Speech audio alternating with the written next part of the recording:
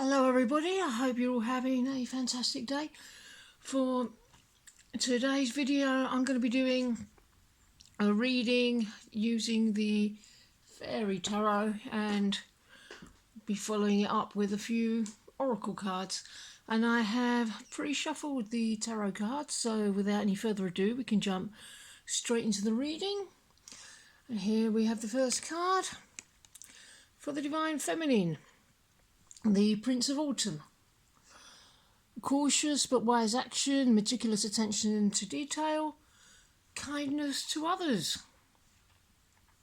You will succeed in your endeavour. Promise of love takes its time. Fruition, manifestation. There'll be a dense manifested reality. Tiny thought, word or discussion. You're starting small, attaining proof. Even if it's just internal, but something is paying off, even if it's not too visible to the outer eye at the moment. You're making the means to manifest your actual dreams. You're really making a shift to pursue your heart's desire. You're moving forward, you're doing it right. You're not being too impulsive. It's going to be a smooth transition. The plans for physical change maybe can't all be done right now, but trying to physically work it out, pragmatic, figuring out what works, taking things seriously, considering how to make a relationship a reality. You've got enough abundance to make the change. May need a little bit of time, but that's okay. Someone's going to make their love known in a tangible way. There's a new phase of the journey coming. You're learning new things, physical rewards for the changes you're undergoing. And the next card for the Divine Masculine, we have the Nine of Spring. Protect the fruits of your labours. Prepare for possible challenges that lie ahead. Environmental conservation. I'm going to get it. Passionate endeavour. You've come so far. Wondering where to go next. Show me my next steps, please. You'll know what to do, even if you can only see one tiny step in front of you. Do it and you'll get the next one. And it's actually a blessing if you can only see your very next step, because this week I've been granted with a little bit more foresight, so I can see a few consecutive steps. And it doesn't actually help. It's annoying because you really want to get on with working through the following steps, but you can't get to it until you've worked through what's right in front of you. So that's why we're not showing the whole journey, but that's okay. Just work with what you've got. Reevaluating goals, regrouping, look at what's not worked and what has worked, setting goals. You're determined, you have logical understanding, you have endurance, you're taking score of now so you know what you want to do next, evaluation of where to go next.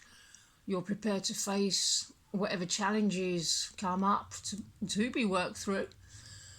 When issues and problems plague your relationship, changes have to be made so that you can start feeling happy and inspired again. They can be small changes or they can be big changes. You have to start somewhere and you have to start now. You may be feeling a little bit of sadness, but you won't hesitate to overcome the hurdles that are coming.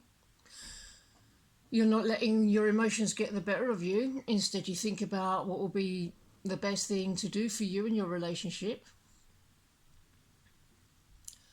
You're someone who's very attractive to both sexes.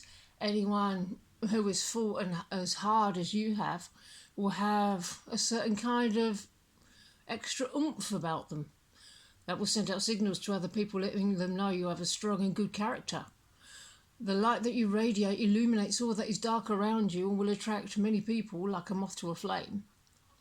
However, for you, the love that you must illuminate needs to encompass not only yourself and those that love you, but you must also challenge yourself as part of your learning to love those which you find thorny to deal with. Embrace the people who are making your life difficult. You will have no problems in love at this time, but Right now you must focus your attentions at bettering your circumstances so that you are ready for the final phase. And for the union energies, we have the Princess of Spring. It's time to go after your dreams. Do something that expands your horizons. Let your creativity take flight. This can represent a person who is confident, daring, exciting, freedom-loving, non-conformist, impulsive, and ambitious. People will love this person's character and energy. It could be you, it could be your person, it could be both. It can also mean overcoming old fears and patterns and setting yourself free from them. You have brought them to the surface and conquered them, although you may have learnt the lessons the hard way. This card can indicate a spiritual breakthrough. This card represents dynamic passion for life in general. If it comes up relating to an inner energy, then it will indicate that you are overcoming old fears, breaking out of old patterns and setting yourself free. There will be confidence, decisive action, and an assertive leap forward into the heart of your life. It will often come up to indicate that you have broken through habitual limitations and restrictions, thereby freeing off your power to be used constructively. It can indicate a spiritual breakthrough, which will always include the courage to face your fears and see them for what they truly are. And one strange fact about unacknowledged fears is that they take on the darkest, most horrifying shape with which your subconscious can imbue them. Yet when you drag them out into the cold light of day, you suddenly realise that what you were scared of might, A, never happen, B, not be as bad as you thought it would be when you feared it, and C, you probably got what it takes to deal with it anyway. If this card is indicating a person, then he or she will be strong, forceful, determined, unswerving, perhaps even a touch bossy.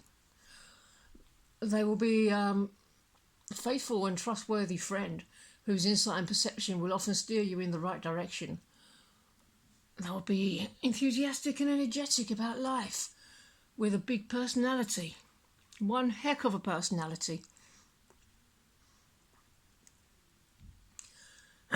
And for the outcome, the Five of Summer came out. Trust that there is a reason for everything that happens. Remove yourself from the negative emotions of others, focusing on that which frightens or worries you. So going back to the previous card, you don't have to make problems and challenges bigger than they are by focusing on them. Focus on the positive. And I pulled a bonus card to go with this Five of Summer, and I got renewal. Review the past and present so you can plan a bright new future. Understanding your life purpose. Releasing judgments of yourself and others. So please don't focus on looking at the cup as half empty instead of half full. Some people may be experiencing a bit of a sexual identity crisis. Family pressures, conflicting interest, remorse, instability. You may find yourself juggling the yin and yang of emotion, torn between love and indifference, desire and uncertainty. You may also spend time and energy sorting out truth from fiction, your own, your person's, or both. Amid this maze of complex emotions, soulful thinking and truthful choices help you find harmony in the moment. Focus on today's realities and possibilities rather than memories of yesterday or wishes for tomorrow. Find self-love and appreciation for who you are. You can live a good life now as long as you don't place demands upon your life that cannot be fulfilled or fret about your romantic situation being something other than it is. Fears of separation from your lover or other painful emotions can seem overwhelming, but the steps you take now can help you find resolve. With good intention and effort based on loving kindness, reconciliation and better relations are on the cards. Accept and bless your experiences and let go of anxieties, or if you can't do that, notice what you're saying and picturing in your mind that contribute to creating and manifesting these anxieties. Crying over yesterday can interfere with your capacity to enjoy what life has to offer today. If your feelings are hurt, it's very important that you confront these demons that are preventing you from enjoying your life. Holding on to negative feelings or memories intensifies unhappiness, but in order to be able to let go of them, you must experience your emotions and accept them fully. Pain from past relationships don't have to eclipse present hopes and realities. Sweeping emotions under the carpet or pretense creates a lump that can trip you up when you're not looking. If you face a difficult situation, use it constructively to help you move forward towards enlightenment and completion, towards outcomes, evolution, the phoenix rising from the ashes, a rebirth, if you will. You will be reaping the bountiful harvest of your karma, experiencing the favourable consequences of your wise choices and actions. Your answers will come as romantic potentials and are tested by the verdict of the passing time.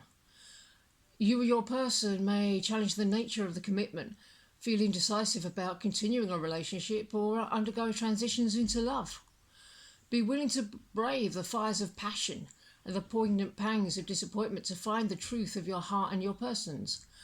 Beware of expectations and demands you may place on yourself involving love. No one promised that romance would be a walk in the park, but outcomes are sometimes a surprise. Changes may appear on the horizon, and the more you're willing to respond creatively to events and circumstances, the easier your path will be. If you map out a plan for creating happiness in your life that's based truly on who you know yourself to be and open to new discoveries about yourself and others, you'll feel more grounded when you travel through unfamiliar territory.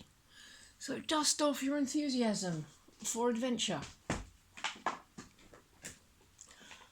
And we'll finish off with a few from Oracle of the Mermaids by Lucy Cavendish.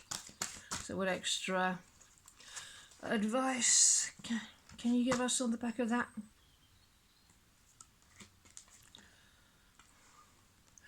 Here we are. It's related to the previous card.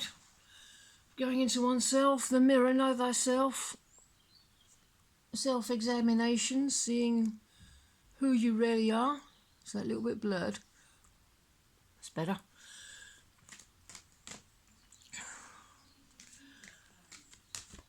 So every experience you have and every person that you encounter, especially your twin, but not just them, everybody, they're mirroring something in your own consciousness. If experience is unpleasant, you wouldn't have been able to experience it if there wasn't something already there in your consciousness. So the part that is triggered by any upset, go there and give it what it needs, give it the love it needs to feel better. You may have to do that many times over. Sacrifice.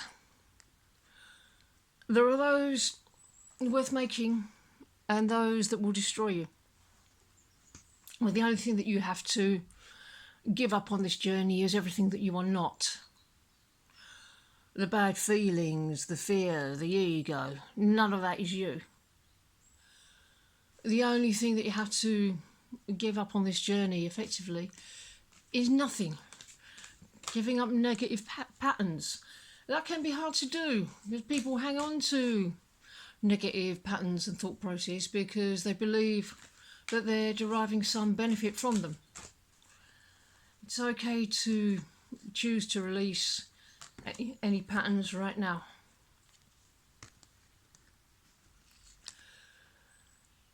Telepathy, non-verbal communication, energetic pulses, mind reading. This came up over the Union card. A very twin flamey card, that. Certainly a lot of twin energy there. Yeah, please know that it doesn't matter if you're talking or not talking, you're always communicating with your person 24 hours a day. So every bit of energy coming from you, they can feel it. And vice versa, it might be worth choosing to slip into receptive mode a little bit more, so you can really hear what your person wants to say to you. You really feel their energy coming from them. Sanctuary, privacy, inviolate, personal strength, personal space, respect your boundaries and taboos.